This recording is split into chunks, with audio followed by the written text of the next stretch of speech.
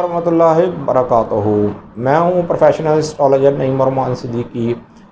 یہ week Scorpio والوں کا کیسا رہے گا 6 جون سے لے کے 12 جون 2022 تک یہ میں بات کرنے جا رہا ہوں، اور جن کو اپنی ڈیٹ آف برتھ نہیں معلوم وہ اپنے نام کے پہلے الفابیٹ سے بھی جان سکتے ہیں کیا آپ اسکارپیو تو نہیں۔ اگر آپ کے نام کے پہلے الفابیٹ زیز واز زوئے نون سے شروع ہوتے ہیں تو آپ بھی اسکارپیو ہیں۔ اس سے پہلے جن لوگوں نے ابھی تک میرے چینل کو سبسکرائب نہیں کیا ان لوگوں سے گزارش ہے چینل کو سبسکرائب کر لیں، ساتھ ہی بیل آئیکن کو پریس کر دیں تاکہ میری آنے والی ہر ویڈیو آپ تک آسانی سے پہنچ سکے۔ ویڈیو کو شیئر لائک کمنٹ لازمی کریں تاکہ ہماری ٹیم کی حوصلہ افزائی ہو سکے۔ اسکارپیو والوں کے ذائچے کے 6 ہاؤس میں ان کا حاکم ستارہ مارس ہے، یہیں پر جوپیٹر ہے۔ اس ویک کے اندر نو ڈاؤٹ اسکارپیو والوں کے معاملات میں بہتری بھی ہے، لیکن تھوڑی بہت احتیاط بھی کرنی ہے، اس لیے کہ قمر در عقرب بھی ہے۔ لیکن اس ویک کے اندر جو بہتر ڈیولپمنٹ ہونے جا رہی ہے، جو لوگ ابراڈ سیٹل ہونا چاہتے ہیں، جو لوگ خفیہ ایجنسی میں کام کرتے ہیں، فوج پولیس میں ہیں، جن کے اوپر بھاری ذمہ داریاں پڑی ہوئی تھی، ان کے معاملات میں کافی حد تک بہتری آتی ہوئی نظر آ رہی ہے۔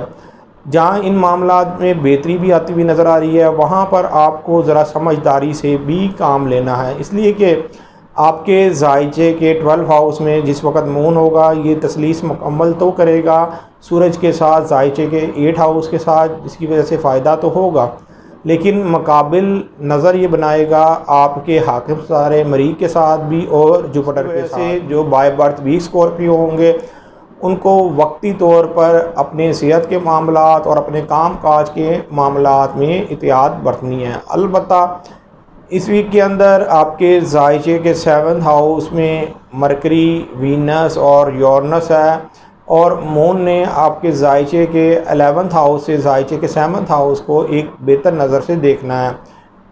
پارٹنرشپ اور لائف پارٹنر کے معاملات میں اچانک بہتری آتی ہوئی نظر آئے گی، آپ کو فائدہ بھی ملتا ہوا نظر آئے گا۔ لیکن اس ویک کے اندر جو غیر شادی شدہ ہیں ان کے لیے شادی اور رشتے کے حوالے سے یہ ویک بہتر ثابت ہوگا۔ 11 جون سے لے کے 13 جون تک آپ نے ہر اپنے ذاتی معاملات میں احتیاط برتنی ہے، سوچ سمجھ کے فیصلے کرنے ہیں۔ کوئی بھی جلد بازی میں آ کے ایسا فیصلہ مت کریے گا جس کی وجہ سے آپ کو سالوں سال پچھتانا بھی پڑ سکتا ہے۔ اس کی وجہ یہ ہے کہ قمر در عقرب جب بھی آپ کے ذائچے کے 1 ہاؤس میں مون آتا ہے یہ آپ لوگوں کے لیے جو 2.5 دن ہوتے ہیں کوئی بہتر ثابت نہیں ہوتے، اس لیے کہ مقابل نظر یہ یورنس کے ساتھ بھی بناتا ہے، اور ویسے بھی مون کو اسکارپیو کے اندر کوئی خاص پاور نہیں ہوتی، یہ اپنی پاور کو اگر آپ بائی برتھ ویک اسکارپیو ہیں تو آپ کو احتیاط برتنی پڑتی ہے، اگر آپ بائی برتھ ویک اسکارپیو نہیں ہیں تو آپ کو اس طرح احتیاط نہیں کرنی پڑتی۔ لیکن میں یہاں پر آپ کو یہی کہوں گا کہ اس ویک کے اندر قمر در عقرب ہونے سے پہلے اپنا صدقہ بھی نکالیے گا اور احتیاط بھی لازمی کریے گا، اس لیے کہ جس وقت مون ذائچے کے 1 ہاؤس میں آئے گا تو ذائچے کے 7 ہاؤس میں مقابل نظر سے یہ دیکھے گا، جس کی وجہ سے وقتی طور پر کوئی نہ کوئی ٹینشن آ سکتی ہے۔